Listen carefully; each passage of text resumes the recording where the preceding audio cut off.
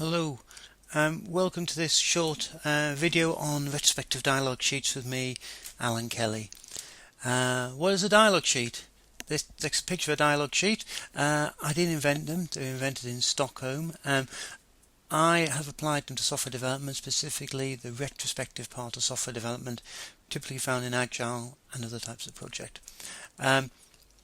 A dialogue sheet is a large piece of paper, usually ISO A1 size, or in the US there'll be a poster size piece of paper. It's pre-printed with instructions,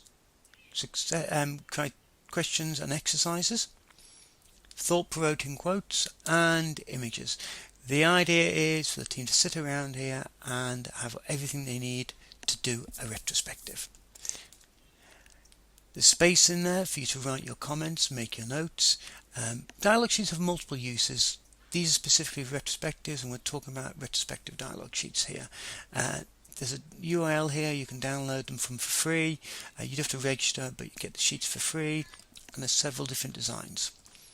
There's no facilitator. This is the big difference with traditional retrospective.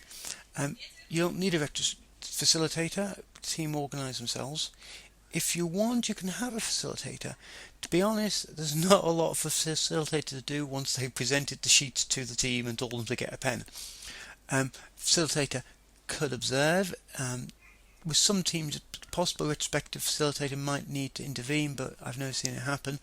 A facilitator could take notes and listen to the discussion and perhaps use that for a future retrospective, or if the dialogue sheet was the first exercise in a much longer retrospective, they get a role play there. So there's no rule against facilitators, but you don't need one.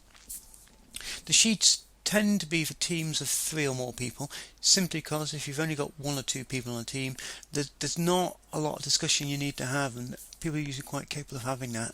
But if there's 2 of you, by all means try a sheet. Once you get above 8, it becomes a little bit more difficult, simply because it's difficult to seat more than 8 people around even a large piece of paper. In those cases, I suggest you split the groups. So if you've got 10 people, have 2 groups of 5. If you've got 16 people, maybe a group of 6 and 2 groups of 5. Split the groups up, let them do sheets by themselves independently, and then compare the sheets when you get back together and see where the notes are the same and different. And if you do that, you'll need about an extra 30 minutes to compare the different groups. Allow about an hour for each group to compare the sheets, to complete the sheets. What tends to be determined is how many people you've got. If there's 3 of you doing a sheet, you'll do a lot faster than 5. If you've got 8 people, you're probably going to take more than an hour. But an hour is a good rule of thumb. What do people find? Everyone speaks consistently. I get reports of teams that do dialogue sheet retrospectives. Everybody, even the quiet people on the team, speak. Because there's no facilitator, the dynamics change. There's no focus on the facilitator or on the whiteboard or the person with the pen. People concentrate on the exercise of doing a retrospective and on the work they're discussing themselves. There's less administration. You don't need to do very much to prepare for a retrospective dialogue sheets, and almost self-documenting at the end. You can record, the sheet records all the conversations, and if you want, you can hang the sheet on the wall after you finish to record what you decided. They tend to promote agreement on what's going to be done next, and they're fun to do. People enjoy doing them. This is a quote from a team in Norway, which I've compressed down a bit. Stimulate equality amongst team members. Fewer barriers to participation and expression. Prevents scrum masters from becoming seen as team leaders. Less bureaucracy, more inspiring, more time on issues, etc., etc. Some variations. Some teams will hang a sheet on the wall at the start of an iteration, and as they go along, anyone can go up and mark events and topics they want to talk about. Some teams have laminated the sheets, and on the print-on-demand service there's some options for lamination. If you laminate it, you lose the permanent record, but it allows you to use dry white pens and you can reuse the sheets.